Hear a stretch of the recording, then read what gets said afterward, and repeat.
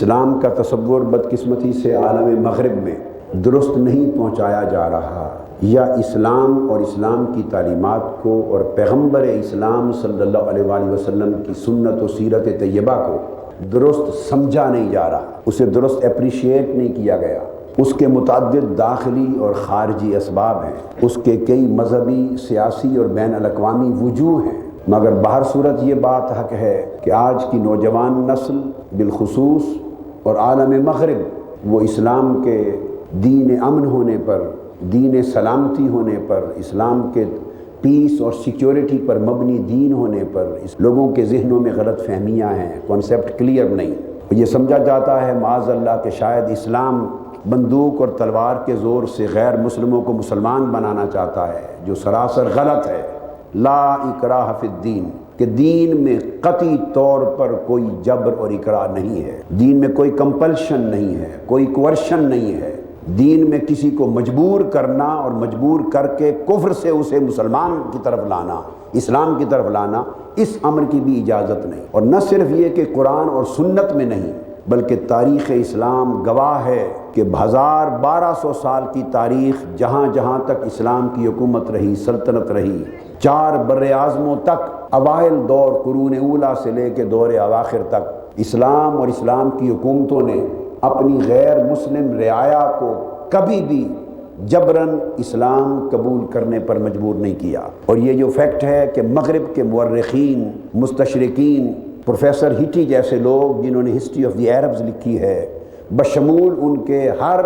مغربی مفکر، مورخ اور مستشرق اس حقیقت کا اعتراف کرتا ہے۔ اللہ تبارک و تعالیٰ نے اصول دیا، قد تبین الرشد من الغی فمن شاء فلیؤمن ومن شاء فلیکفر۔ اللہ رب العزت نے ہدایت اور گمراہی کو واضح فرما دیا ہے، جس کا جی چاہے ایمان لائے، جس کا جی چاہے نہ لائے۔ کوئی جبر اور اکراہ نہیں ہے کسی کو مسلمان بنانے پر، کسی پر اپنا عقیدہ، اپنا مسلک، اپنا مذہب مسلط کرنے کی کوئی مجبوری نہیں۔ اللہ رب العزت نے ارشاد فرمایا سورہ کافرون میں، اور یہ وہ صورت ہے جو میں یہ سمجھتا ہوں اور یہ پیغام دینا چاہتا ہوں کہ پورے قرآن میں پوری کی پوری صورت اللہ رب العزت نے رائٹ آف ریلیجس فریڈم پر نازل کی ہے۔ اس صورت کا سبجیکٹ شروع سے آخر تک رائٹ آف ریلیجس فریڈم ہے، مذہبی آزادی کا حق۔ یہ سورۃ الکافرون کا موضوع ہے۔ ارشاد فرمایا اے کافرو، میں ان بتوں کی عبادت نہیں کرتا جن کی تم پوجا کرتے ہو، اور نہ تم اس رب کی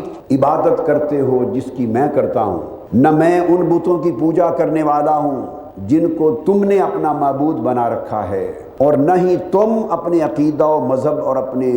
سوچ کی بنیاد پر اس معبود کی عبادت کرنے والے ہو جو ہمارا معبود ہے، جس پر ہم ایمان رکھتے ہیں۔ سو اب اس کا حل کیا ہے؟ تو قرآن مجید نے فرمایا لکم دینکم ولی دین، تمہارے لیے تمہارا دین ہے اور ہمارے لیے ہمارا دین۔ آقا علیہ الصلوۃ والسلام نے حق و باطل، ایمان اور کفر کا پورا فرق واضح کر دینے کے بعد